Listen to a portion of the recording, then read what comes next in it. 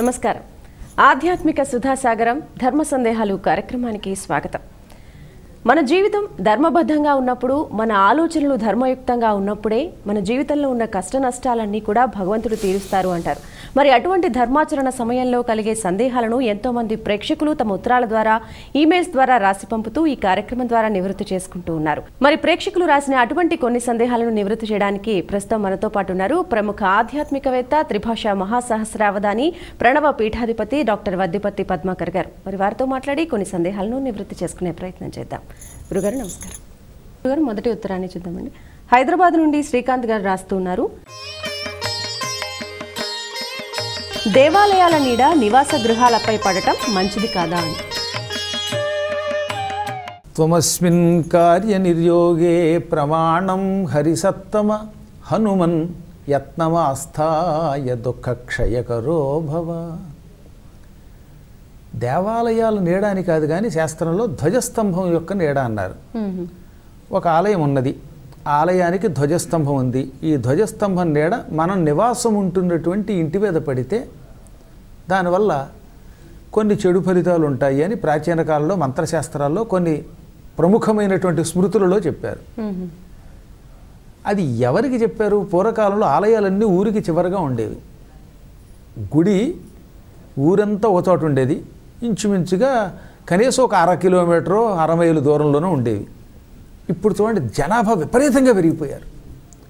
ఒకప్పుడు చిట్ట చివరిగా ఉన్న శ్మశానాలు కూడా ఊరి మధ్యలోకి వచ్చేసాయి. అవునా? ఆలయాలు మధ్యలోకి వచ్చాయి. అందుకని మనుస్మృతి ఏం చెబుతుందో తెలుసా? 1,00,000 జనాభా దాటిన చోట ఇక ఇవి పట్టించుకోవద్దన్నది. ఇప్పుడు ఇంచుమించుగా చాలా చోట్ల నగరాలన్నీ 1,00,000 జనాభా ఎప్పుడో దాటిపోయాయి.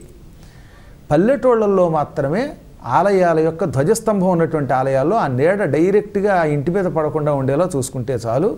ఇంకా తక్కిన నగరాలు, ఇప్పుడు హైదరాబాదు కానీ ఇంకా పెద్ద పెద్ద నగరాలు ఏవైనా సరే, ఇటువంటి నగరాల్లో ధ్వజస్తంభం నీడబడినా ఇంకోటి పడినా ఏమీ దోషం కాదు. ఎందుకంటే 1,00,000 జనాభా దాటిపోయింది కనుక. కృతయుగం, త్రేతాయుగం, ద్వాపరయుగ నియమం వేరు, కలియుగం యొక్క నియమాలు వేరు. కలియుగంలో ఆలయాల పక్కనున్న దోషం లేదట. నామస్మరణ చేస్తే దోషంలోంచి బయటపడతాం. చేసిన కాని పాపములు చెందవు. కలియుగంలో పాపాలు చేస్తేనే పట్టుకుంటాయి వాడికి. ఒక వ్యక్తి పాపం చేస్తేనే పాప ఫలితం పొందుతాడు. కానీ అలా కాదు, పుణ్యాలు అలా కాకుండా దాన కార్యాలు ఉన్నాయనుకోండి, చేసేదనన్న మాత్రమున చెందును, నేను దానము చేస్తాను. అందుకే కలియుగంలో చాలామంది చేస్తామంటున్నారు కానీ చేయటం లేదు. అసలు కారణం అది కూడా కొంత. పాపము చేస్తే పట్టుకుంటుంది, పుణ్యం మాత్రం చేస్తానని సంకల్పిస్తే వస్తుంది. అందుకే కలియుగంలో మానవులకి సులభోపాయం ఏమిటి? గోవిందనామస్మరణ చేసి నేను మంచి పనులు చేస్తానన్నంత మాత్రం చేత పుణ్యం వస్తుంది కనుక ఈ నీడలు, ఈ దేవాలయం వెనక ముందు ఎక్కడున్నా దానివల్ల ప్రజలకి ఏ నష్టము రాదు. అది కలియుగం యొక్క గొప్పతనం. కాబట్టి మీరు ఎక్కడన్నా నిశ్చింతగా ఉండండి, భగవన్నామం చేసుకోండి, మంచి పనులు చేయడానికి ప్రయత్నించండి, కనీసం చేస్తామని అనండి. అప్పుడు మీకు ఏ దోషమో ఉండదు. కలియుగంలో గోవింద గోవింద గోవింద అని అన్నంత మాత్రం చేత పాపాలు నశిస్తాయి కనుక ఎటువంటి వాస్తు దోషాలున్నా, ఇంకేమైనా ఇలాంటి నీడలు పడినా మనమేం భయపడకుండా హాయిగా గోవింద స్మరణ చేసుకుంటే చాలు. మరొక ఉత్తరం చూద్దాం గురుగారు. వరంగల్ నుంచి వరుణ్ గారు రాస్తున్నారు. గృహంలో స్నానం చేయకుండా కూడా సంధ్యాదీపం వెలిగించవచ్చా? ఉదయం పూట స్నానము చేయకుండా దీపం పెట్టకూడదు. ప్రాతకాల దీపారాధనకి స్నానం చెయ్యవలసిందే. ముందు స్నానం చేసి ఆ తర్వాత తిలకధారణ చేసి, ఒకవేళ తిలకం లేకపోతే ఎంత విభూతో లేకపోతే ఇంకేదో ఒకటి మొత్తం మీద ఏదో కుంకుమ ఏదో ఒకటి ధరించి, అవి దొరకని పక్షంలో మాత్రం మట్టి అయినా నుదుట ధరించి అప్పుడు దీపారాధన చేయాలి. ఉదయం పూట దేవతల కోసము చేసే దీపారాధన స్నానము చేయకుండా చెయ్యరాదు. సాయంకాలం సంధ్యా సమయంలో దీపం పెట్టేటప్పుడు ఒకవేళ స్నానం చేయకపోయినా ఏమీ పర్వాలేదు. ఇంత విభూతి కానీ లేదా బొట్టు కానీ లేదా మట్టి కానీ శరీరానికి రాసుకుని నిశ్చింతగా చేస్తే సాయంకాలానికి మినహాయింపించారు. ఎందుకంటే ఒక్కొక్క చోట నీళ్లు ఉండవు. ఒక్కొక్కళ్ళు పెద్దవాళ్ళు అయిపోయి స్నానం చేస్తే వాళ్ళకి ఆ స్నానం పడకపోవచ్చు. అనేక కారణములతో సాయం సంధ్యా సమయంలో దీపం వెలిగించేవారు ఒకవేళ స్నానము చేయకపోయినా అది పుణ్యమే, దోషం కాదు. ఉదయం పూట మాత్రం స్నానం చేసే పెట్టాలి. మళ్ళీ అనారోగ్యవంతులకి మినహాయింపించారు. తీవ్రమైన అనారోగ్యంతో బాధపడుతున్నటువంటి వాళ్ళు, లేదా బాగా ముసలి వాళ్ళు అయిపోయిన వాళ్ళు, బాగా చంటి పిల్లలు, ఇలాంటి వాళ్ళు స్నానం చేయకుండా దీపం వెలిగించిన దోషం కాదట. అందుకే మర్త్యునకు నిజేచ్ఛ చేయనగు రోగము పొందిన ఎప్పుడప్పనుల్ అని మార్కండేయ పురాణంలో చెప్పారు. మార్కండేయ పురాణంలో ఉదయం పూట దీపం వెలిగించేటప్పుడు స్నానం చేయకుండా చేయకూడదు, కానీ ఆరోగ్యం బాగులేనప్పుడు అంటే అనారోగ్యంతో ఉన్నప్పుడు మాత్రం స్నానం చేయకపోయినా దీపం వెలిగిస్తే దోషం లేదు అన్నారు. మినహాయింపు ఇచ్చారు కదా అని అందరూ అలా చేయకూడదు. ఉదయం పూట స్నానం చేసి దీపం వెలిగించాలి.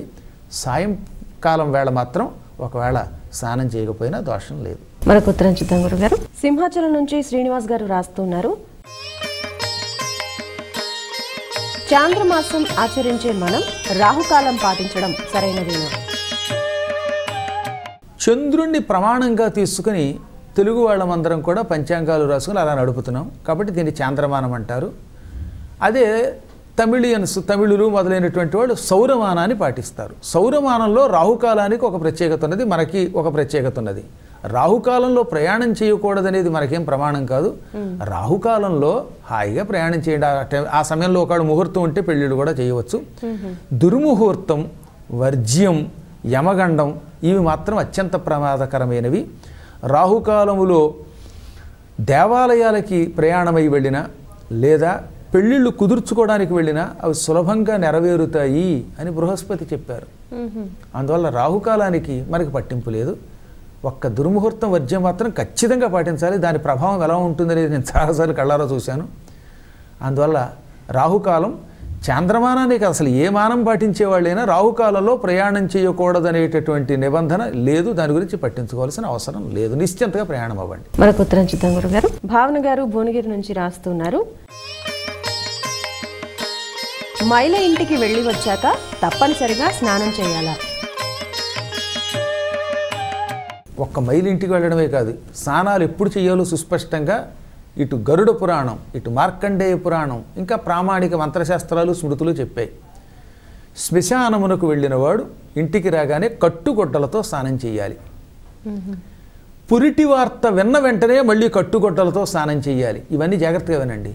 ఒక ఆయన తనకి కొడుకో కూతురో పుట్టిన వార్త విన్నాడు, లేదా తన ఇంటి పేరిటి వాళ్ళకి కొడుకో కూతురో పుట్టిన వార్త విన్నాడు, తన వంశం వాళ్ళకి. అలాంటి వార్త విన్న వెంటనే ఏం చేయాలి? కట్టుగొట్టలతో స్నానం చేయాలి. ఎవరినైనా పలకరించడానికి మైలు ఉన్న సమయంలో వెళ్ళాడు అనుకుందాం. 11 రోజులు మైలు ఉంది ఒక ఆయనకి. ఆ మైలు ఉన్న వాళ్ళ ఇంటికి వెళ్ళి, ఏమండి మీ ఇంట్లో ఫలానా వాళ్ళు పోయారట కదా, అయ్యో అని కాస్త పలకరించడానికి వెళ్ళినప్పుడు ఆ 11 రోజుల లోపల ఎప్పుడు వెళ్ళినా సరే ఇంటికి రాగానే మళ్ళీ కట్టుకున్న వస్త్రాలతో స్నానం చేయాలి. అందుకే స్నాయీత చైలవాన్ ప్రాజ్ఞ అన్నాడు.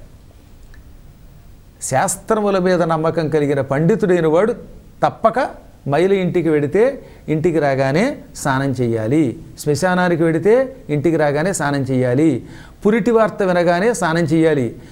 మైలు అంటారేంటంటే పురిటి వార్త గురించి చెప్పారండి. అందుకే మీకు చూడండి, దేవకీ వసుదేవుల కథలో భాగవతంలో ఏమనుంటుంది? కృష్ణుడు పుట్టాడు, పుట్టిన వెంటనే కట్టుకొట్టలతో స్నానం చేయాలి నేను, కానీ జైల్లో ఉన్నాను. అప్పుడు ఏం చేయాలనుకున్న ఆయన స్నానము చేయగరామిని ఆనందరసాబ్ధిమగ్నుడై అంటాడు. అయ్యో, పిల్లలు పుట్టిన వెంటనే ఆ వార్త తెలిసిన వెంటనే కట్టుగుడ్డలతో స్నానం చేయాలని శాస్త్రం చెబుతున్నది.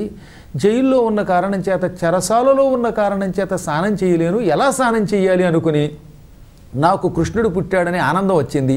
ఆనందం ఒక గొప్ప సముద్రం, ఆనంద రసంలోనే స్నానం చేస్తున్నాను అన్నాడు ఆయన. ఆనందంలో కూడా స్నానం చేయొచ్చట. ఆ తర్వాత బయటకు వచ్చాక స్నానం చేస్తాను అని ఆయన ఆనంద రస అబ్ధి, ఆనందరసం అనే సముద్రంలో మునిగి స్నానం చేశాడని చెప్పారు. దాన్ని బట్టి పిల్లలు పుట్టిన వెంటనే ఎవరైనా సరే, మగవాళ్ళనే చెప్పేది ఇది, ఆడవాళ్ళు పిల్లలు పుట్టిన వెంటనే వాళ్ళు స్నానం చేయకూడదు సుమా. కానీ మైలు వచ్చినప్పుడు మాత్రం ఆడవారైనా మగవారైనా స్నానం చేయాలి. శ్మశానానికి వెళ్ళినప్పుడు స్నానం చేయాలి. పలకరింపుకు వెళ్ళి ఇంటికి రాగానే స్నానం చేయాలి. అది కూడా వస్త్రములతో. మళ్ళీ ఈ మధ్యన చాలామందికి రకరకాల అనుమానాలు, అవి కూడా తీర్చేస్తున్నాను. ఒక ఆయన అయితే, నా జేబులో సెల్ ఫోన్ ఉందండి, పెన్ ఉందండి, చెక్కు బుక్ ఉందండి, 500 కట్ట ఉందండి, మీరు కట్టుకొట్టలతో స్నానం చేయాలంటున్నారు, మరి ఇవి తడిసిపోవా అన్నాడు. నేను బట్టతో అన్నాను కానీ కట్టతో అనలేదు. డబ్బుల కట్ట నమ్మి ఎవరో ఒకరిని పక్కన పెట్టండి, లేదా ఎవరో చోట భద్రంగా ఉంచేటటువంటి చోట ఎవరో నమ్మకం కలిగినటువంటి వ్యక్తికి ఇచ్చి కేవలం వస్త్రములతో స్నానం చేయండి. ఈ కాగితాలు, పెన్నులు ఇటువంటి వాటికి మైలు ఉండదు, 500 కట్టలకి మైలు ఉండదు. వాటిని పక్కన పెట్టి హాయిగా స్నానం చేసేసి అప్పుడు వస్తువులు స్వీకరించవచ్చు, కానీ మొత్తం మీద స్నానం చేయాలి. మరొక ఉత్తరం చూద్దాం గురుగారు. మనస్వి గారు చెన్నై నుంచి రాస్తూ ఉన్నారు.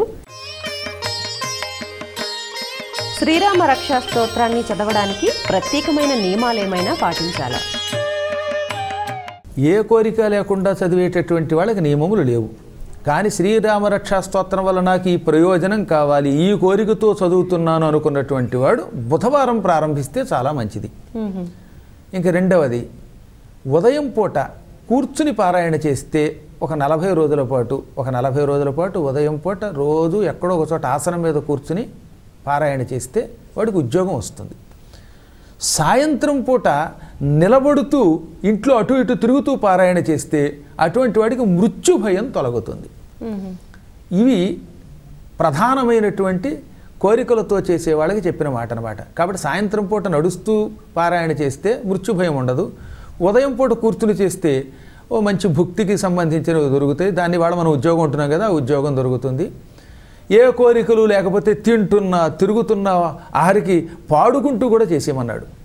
కోరికలు లేని వారికి నియమాలు ఉండవు, కోరికలు ఉన్న వాళ్ళకి నియమాలు ఉంటాయి.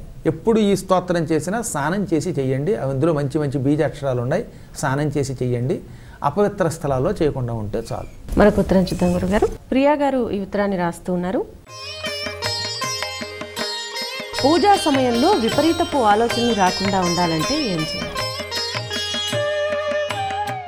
ఏకాగ్రత అనగా తాను ఏ పని చేస్తున్నాడో దాని మీద మాత్రమే మనస్సు దృష్టి లగ్నమై ఉండడం. కొంతమంది ఆ పని చేస్తూనే ఉంటారు, ఆ పని మీద ఉండదు. పూజ చేస్తూ ఉంటారు, పూజ మీద ఉండదు. జపం చేస్తున్నప్పుడు ఆ మంత్రం చేస్తూనే ఉంటారు, ఆలోచనలు పరిపరిభేదాలుగా వెళ్ళిపోతూ ఉంటాయి. అటువంటి వాళ్ళకి ఈ జపాల వల్ల లేక పూజల వల్ల ఎక్కువగా ఫలితం ఉండదు. కాబట్టి తప్పక తాను చేస్తున్న పని మీద ధ్యాస ఉంచి ఏకాగ్ర చిత్తుడై చెయ్యాలి. అటువంటి వాళ్ళని సమాహిత చిత్తులు అంటారనమాట. ఉదాహరణకి ఇప్పుడు నేను సమాధానం చెబుతున్నప్పుడు మీరు అడిగే ప్రశ్న మీద తప్ప నాకు ఇంక వేరే చోటకు దృష్టి వెళ్ళకూడదు. అలాగే మీకు వింటున్నప్పుడు జవాబు వింటున్నప్పుడు దాని మీద తప్ప మరో దాని మీదకి దృష్టి వెళ్ళకూడదు. దానిని ఏకాగ్రత అంటారు. ఇది లేకుండా విపరీతపు ఆలోచనలు వస్తే ఒక పరస్త్రీని వ్యవస్థని జపం చేస్తున్నప్పుడు ఆయన గుర్తుకు తెచ్చుకుంటే జపం వల్ల ఫలితం పోయి అలా పుట్టవలసి వచ్చింది. అయినా నారాయణ స్మరణ చేసేట్టుగా పుణ్యమే. పుణ్యం వల్ల కృష్ణ దర్శనం అయ్యింది. ద్వాపరయుగంలో మొత్తం మీద మళ్ళీ ఆయన సిద్ధి పొందాడు. కానీ వాళ్ళ సామాన్యులు అంతలా సిద్ధి పొందడం కష్టం. కాబట్టి ఎప్పుడైనా ఇలా జపం చేస్తున్నప్పుడు రాకూడని పిచ్చి పిచ్చి ఆలోచనలు వచ్చినప్పుడు తక్షణం ఒకసారి జపం ఆపి ఆచమనం చేయండి. చేతిలోకి నీళ్లు తీసుకుని ఓం కేశవాయ స్వాహ, ఓం నారాయణాయ స్వాహ, ఓం మాధవాయ స్వాహ అని నీళ్లు తాగి ఒక్కసారి మళ్ళీ మీ గురువుగారి పాదాలు తలుచుకుని మళ్ళీ జపం మొదలు పెట్టండి. ఇలా ఎప్పుడు ఆలోచన వచ్చినా అప్పుడల్లా ఆచమనం, మళ్ళీ గురుధ్యానం చేసి మళ్ళీ జపం మొదలు పెడితే ఈ పాపాలు పోతాయట. అప్పుడు వాడు పునర్జన్మెత్తవలసిన కర్మ రాదు. జపం వల్ల సిద్ధి పొందుతాడు. ఇంక దీనికి మించి వేరే ప్రాయశ్చిత్తం లేదు. విపరీతపు ఆలోచనలు వచ్చినప్పుడల్లా ఈ విపరీతపు ఆలోచనల నుంచి బయటపడడానికి ఆచమనం చేయటం, గురువుగారిని తలుచుకోవడం, మళ్ళీ జపం చేయడం. ఇలా కొంతకాలం చేస్తే ఇంకా ఆలోచనలు రావు, ఆగిపోతాయి. అప్పుడు ఆ వ్యక్తి ఏకాగ్రచిత్తుడై పరమాత్మను పొందుతాడు. మరొక ఉత్తరం చూద్దాం గురుగారు. హైదరాబాద్ నుండి సందీప్ గారు రాస్తూ ఉన్నారు. సన్యసించిన వారు వారి జీవితంలో ఎటువంటి నియమాలు పాటించారు? అలా నియమాలు ఉంటాయి, కానీ ప్రధాన నియమాలు ఏంటంటే ముందు రాగం ఉండకూడదు. రాగం అంటే వస్తువుల మీద కానీ మనుష్యుల మీద కానీ ప్రేమ, ఇది కావాలనే కోరిక ఉండకూడదు. అందుకే పూర్వం మహాత్ములైన సన్యాసులు ఏం చేసేవారు, రాజభవనాలలో మహారాజులు పిలిచినప్పుడు మంచి మంచి ఏనుగుల మీద రథాల మీద వెళ్ళేవారు. కానీ ఆ రథాల మీద వాళ్ళ కోరిక లేదు, ఏనుగుల మీద కోరిక ఉండేది కాదు.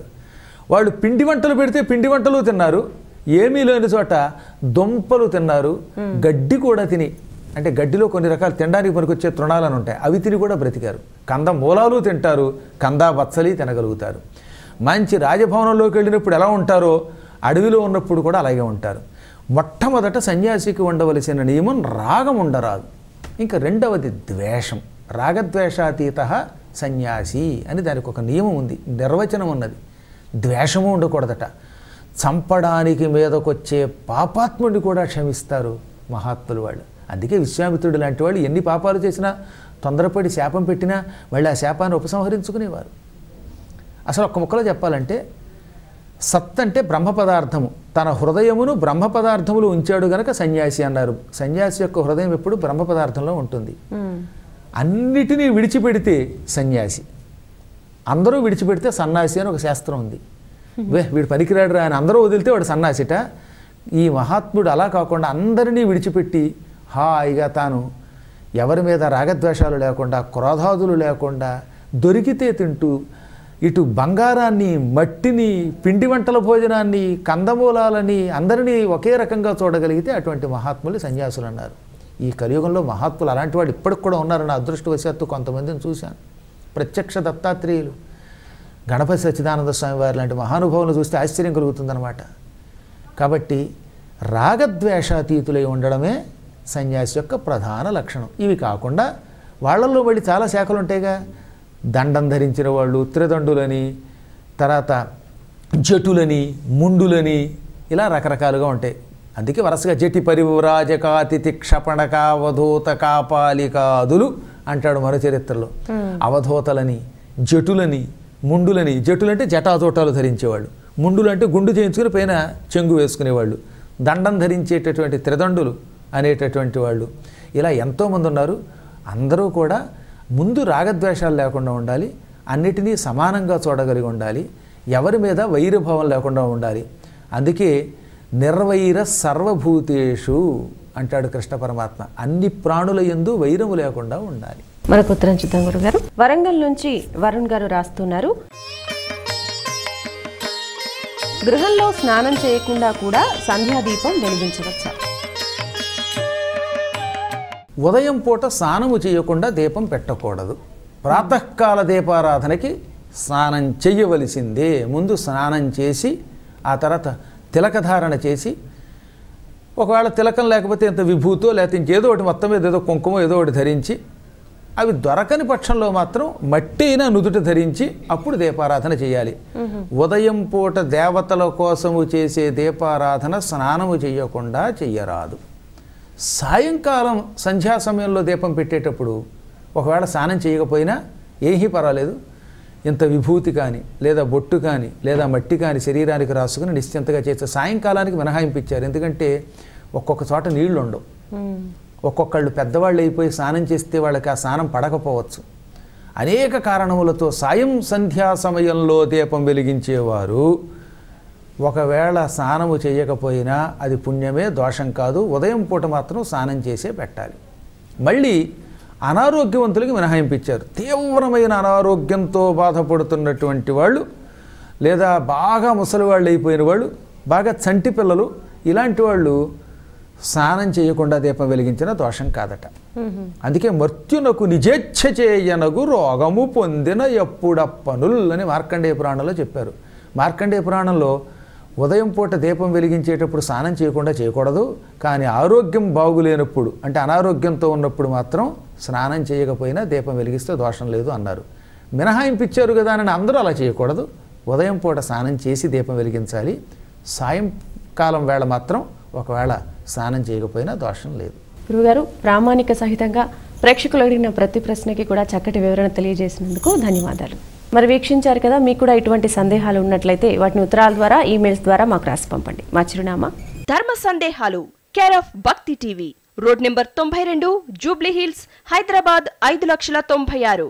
మా ఈమెయిల్ ఐడి bhaktihyd@gmail.com. ఇది ఇవాల్టి ధర్మ సందేహాలు కార్యక్రమం. మరో కార్యక్రమంలో మళ్ళీ కలుద్దాం. నమస్కారం.